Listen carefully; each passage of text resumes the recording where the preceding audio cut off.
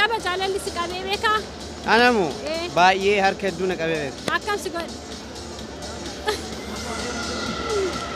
So 16 meters 87. Boy, akkam si godhe? Tokko luka qullaa caammaa baafadhu karaa korokonjiir karaa piistaa dhumsanir fiigi cadhisi luka qullaa naan jedha tokko dammoo qaaraan beektaami qaara qaqallaa san kanama gubusan isa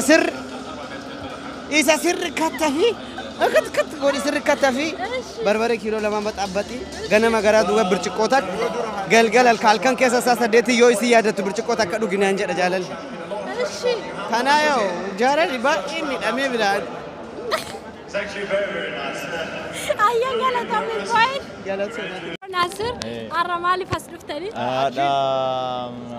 Maaliif marsaa 17ffaa akka addunyaatti adeemsifamu daamir. Maali liigii jedhama. Yeroo jalqabaatiif jaalalli yoo si qabu akkam si godhe? Jaalalli na qabeeyyuu hin beeku gonkumaa. Ay ka dhugaa hima akkam si godhe? Akkam si godhe? Maal jedhaan bannaati? Maal jechuun akkam si godhe dhugaa dubbataa irraa? Dhugaa nan qabne ani. Nan qabne. Jechuun yeroo jalqabaa si qaben Nan qabne. Harroota laatu?